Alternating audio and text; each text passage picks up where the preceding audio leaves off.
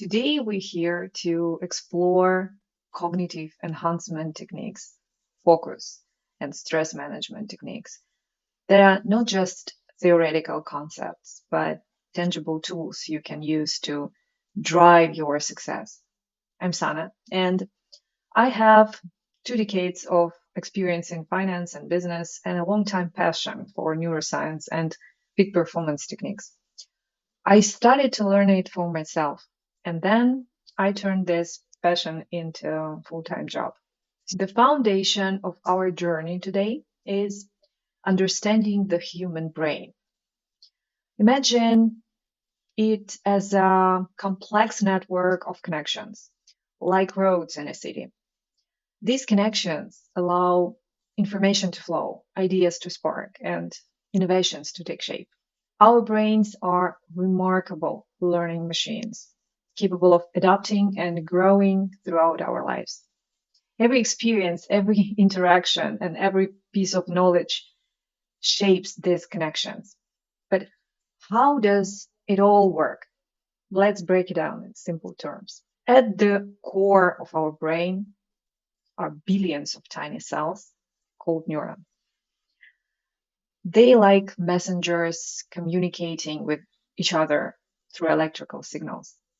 When we think, learn, or create, these neurons form pathways like roads in the city, connecting different parts of the brain. But how do those electrical signals pass between neurons? That's where brain chemistry comes in. Neurotransmitters are like messengers that deliver signals from one neuron to another. They influence our mood, our motivation, and even memory. Balancing these chemicals is vital for optimal brain function. So, okay, let's go. As I said, neurons form pathways like roads in the city. Imagine being able to shape your brain roads based on your demand. That's what neuroplasticity is. It means your brain can recognize itself, straightening connections that are frequently used and pruning away those that aren't. This is how we learn, how we adapt, and even recover from injuries. And we can do this no matter how old we are. Research shows that we can learn new tricks even in very old age. From problem solving to creativity, every task involves specific brain areas working together. Frontal lobes manage decision making, while the hippocampus handles memory. The more you exercise these areas, the stronger their connections become. Why does all of this matter to you? Because understanding your brain's architecture empowers you to optimize its performance. Today, we explore cognitive enhancement, focus techniques, and stress management. Remember that every strategy we discuss today is built on the foundation of brain science. Okay, let's go talk about memory. Sharp memory can be a game changer, right? It's not about memorizing stacks of information. It's about enhancing your ability to learn, innovate, and make informed decisions. Think of memory as a library with different sections. We have short-term memory, like a temporary workspace, and long-term memory, where information is stored for a long haul. But how do we improve this library organization and its accessibility? One effective technique is chunking. Imagine trying to remember a long string of numbers like 5, 8, 2, 9, 1, 7, 3, 6, 4. It's hard. But if we group them as phone number 5, 8, 2, 9, 1, 7, 3, 6, 4, it's manageable. Our brain loves patterns, and chunking taps into this natural inclination. Our brain adores stories and images. So when you need to remember a list, try associating each item with an image or weaving them into some story. It's like creating a mental movie that sticks in your memory. Oh, imagine you need to remember a list of items. for presentation, for example. Apple, laptop, sunflowers, pencil, and globe. Create a mental scene where you see, for example, an apple balancing on the top of your laptop, sunflowers growing out of a pencil, and a tiny globe spinning on the eraser end of the pencil. Associating each item with a vivid image makes it more memorable. You will remember this weird picture. Next time you need to recall the list, your mind will naturally retrieve these visuals, like at the moment you remember them. So next method, it's centuries old. It's a great method for remember things. It's basically when you're creating a mental journey along a well-known route. For example, through your house.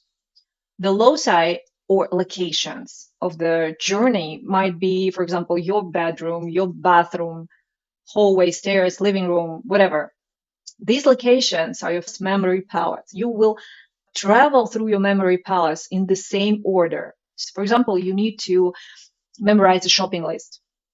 You can try and practice with this. Using the simple memory palace, you would place the corn in the first location, which is your bedroom.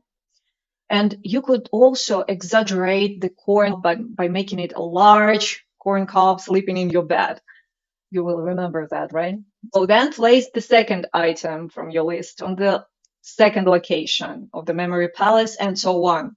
When you will need to recall the items, just mentally retrace your route through the memory palace, and you should be able to remember anything. Next one, spaced repetition. Our brains don't like forgetting, but they do forget over time. So spaced repetition takes advantage of this forgetting curve. You review material at increasing intervals, forcing memory more effectively. For example, you repeat in 1 hour, in 3 hours, in 6 hours, in 1 day, and so on. You will remember better if you will use this technique. And as I said, these techniques aren't just theoretical, they are backed by neuroscience. So whether you're preparing a pitch, studying new trends, or learning a skill, these memory strategies can help you a lot. Creativity. I strongly believe that creativity isn't a talent reserved for a lucky few. It's basically a skill that we can cultivate. Think of it as a muscle that strengthens when you exercise. The more you engage in creative thinking, the more natural and effortless it becomes. So let's talk details.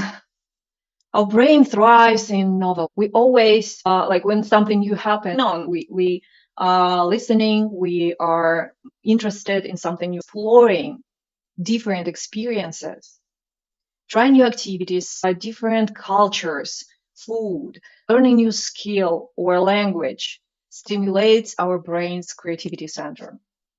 These experiences become a source of inspiration and new perspectives because you're switching activities. Curiosity. You probably noticed how children are naturally curious, right?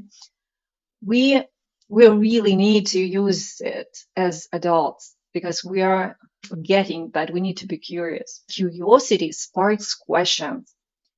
It challenges assumptions and opens up new avenues of exploration. Again, getting back to new experiences. You need to cultivate curiosity in your work and life to fuel creativity. Try to keep a curiosity journal. Each day, write down one thing that piqued your curiosity. It could be a question, observation, or idea you'd like to explore. You need to be curious about the world around you. And you're going to be more creative because of this. Ever had a great idea pop up while you're taking a shower or going for a walk? That's the power of mind wandering. Our brain makes unexpected connections when it's not laser focused on the task. So you need to give your brain some playtime for its own creative exploration. Just go for a walk, watch nature, because if you cannot find anything, any solution by staring at your screen, you need to go outside. Lateral thinking, it's about connecting seemingly unrelated ideas. It's like this aha moment when you see a connection that was hiding on a plain sight. You need to try intentionally pairing unrelated concepts to generate new insights and solutions. Basically, creativity isn't just for artists, it's a tool that empowers us to innovate and adapt. So it's not about thinking outside the box. It's about realizing that there is no box. You just need to do something for your creativity every day. Try something new, go for a walk or swim, and you're gonna be more and more creative person. Now let's talk about analytical thinking. Analytical thinking goes beyond simply absorbing information, right? It's about dissecting, reasoning, and drawing meaningful insights from data and from situations. So imagine analytical thinking as a detective toolkit. Break down complex problems into manageable pieces and examine each detail closely. This systematic approach helps you see patterns, identify trends, and make informed decisions. Just as athletes train their bodies, we can train our minds through critical thinking exercises. These mental challenges, they force us to question assumptions, consider alternative viewpoints, and reach well-founded conclusions. So start by defining the problem, analyzing its components, and brainstorming potential solutions. It's like putting together a puzzle where every piece contributes to the big picture. Analytical thinking is basically your compass. It allows you to make sense of data, separate meaningful insights from noise, and you can use information to guide your decisions. By combining your intuition with analytical reasoning, you make decisions that are both informed and visionary. So, analytical thinking doesn't stifle creativity, it enhances it. Think of creativity as the what, and analytical thinking is the how. When you can dissect and understand the mechanics of creative ideas, you can refine and implement them more effectively. So imagine that you're facing a business challenge, such as improving customer retention. You can use the question game to approach it from different angles. First one, traditional approach. What are the common strategies for customer retention? How effective are they? Next one, reverse thinking. What would make customers want to leave? How can we counter those factors? Next one, out of the box. How might we retain customers if we couldn't use any discounts or promotions? Next angle, future focus. What trends or technologies could impact customer retention in the next 5 years? How can we prepare for them now? Next angle is customer perspective. If you were a customer, what would make you loyal to a brand? What would make you switch? And next angle, minimalist approach. What's the simplest thing we could do to improve retention? Is there a small change that could have a big impact on customer retention? When you ask these diverse questions, you basically uncovering insights and possibilities you might not have considered otherwise. You probably know a lot about social media, emails, messages. These interruptions, they fragment our attention and pull us away from the task at hand. And many of us basically pride ourselves on being great multitaskers. But neuroscience tells a different story. When we switch between tasks, our brain incurs a switching cost. It takes time to refocus, resulting in lower efficiency and increased mental fatigue. Distractions prevent us from reaching a state of deep work. It's when we can do a task in 1 hour or 30 minutes when we do deep work, and in 5 hours or more when we on this shallow work stage.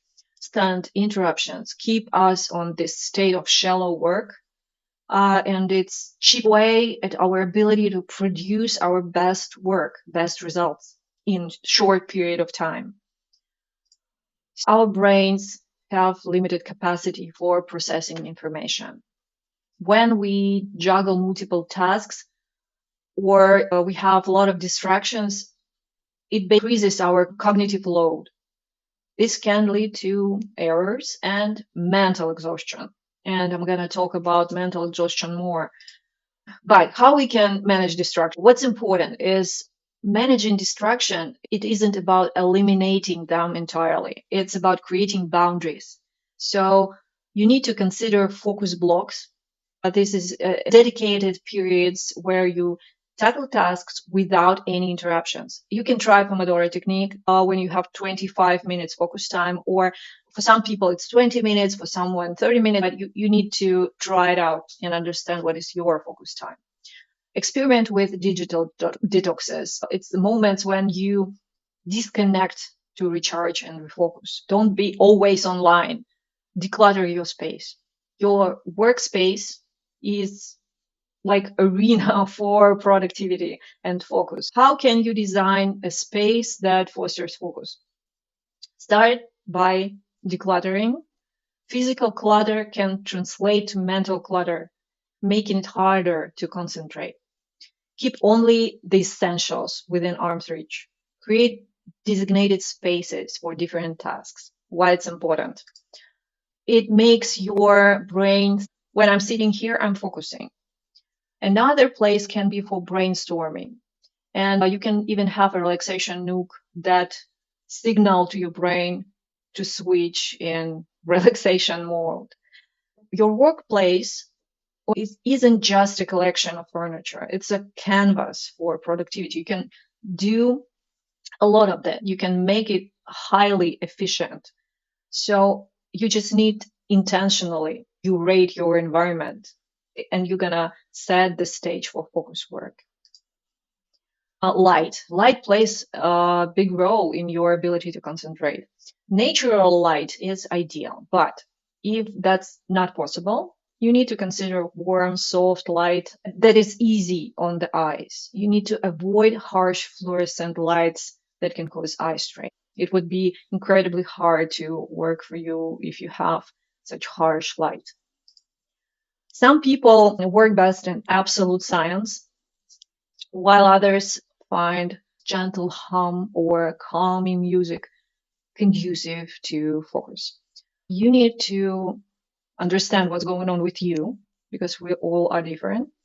So experiment, try absolute silence when you, for example, have earplugs plus headphones, and then just headphones, and then with music, calming, or a special music for focus by Andel, for example.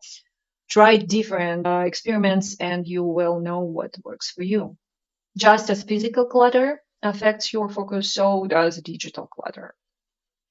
Desktop full of icons. You need to organize your computer files and emails for easy access, and use digital tools that help you stay organized, like task management apps or calendar reminders or AI tools like Superhuman. There's so many of them now. So you need to clutter everything.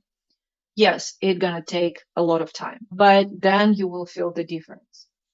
How easy it would be for you to jump into this flow mode, focused mode. Stress is a common experience, especially for entrepreneurs, but understanding how it affects our neural landscape can empower us to manage it efficiently. When faced with stressors, our brain triggers the fight or flight response. What does it mean? This evolutionary mechanism prepares us to fight with threat. It helps us to survive. Yes, it's helpful, but chronic stress can keep us in this state, impacting our cognitive abilities and well-being.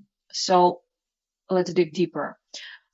Cortisol, often referred to as stress hormone, it surges during stress, and elevated cortisol levels can impair memory, attention, decision making.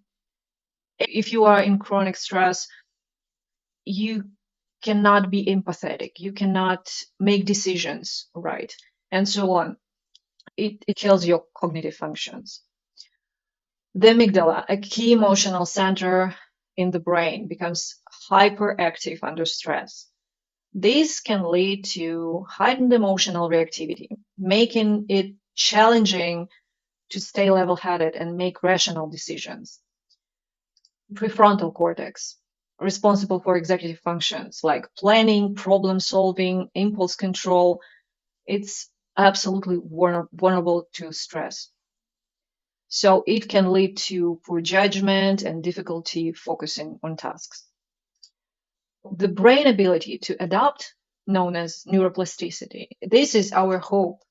By adopting stress management techniques, we can rewire our brain to handle stress more effectively. And when you understand neuroscience of stress, this will help you to understand it doesn't just makes your emotions wired, but it makes you unable to make decisions. So let's talk about brain resilience building techniques.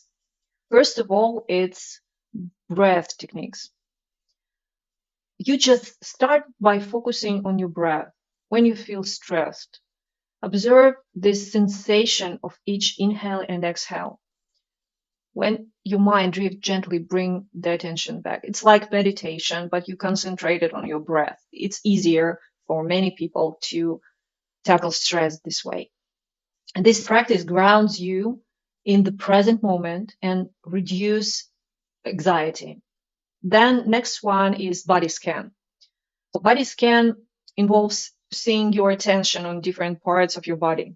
This practice cultivates your body awareness and release tension. Then mindful eating. So during meals, slow down and savor each bite. Notice the flavor, textures, sensations. This practice, it's not only enhances your enjoyment of food, but also sort of meditation. It helps you to calm down, to stay calm, and probably it will lead you to real meditation. A walking meditation. You just walk and pay attention to each step and this sensation of walking. And it helps your mind to stay anchored in present moment. It helps you to calm down and try it every day for 10 minutes. You're going to feel the difference, how you tackle stress, how it changes your feeling of stress. And meditation helps, it makes your brain gray matter more dense. And research shows when you meditate, you become more balanced, and it's not just wishful thinking. It's real neuroscience research. So I really hope that you found everything I talked about useful. What I must say that success isn't just about professional achievements. It's about nurturing your mind, body, and emotional well-being. This is how you reach peak performance, not by hustling, but by balancing. And if you want to dive deeper into the world of peak performance, I'm excited to give you a comprehensive goal mastery course. Thank you for your time, and I hope to see you next time.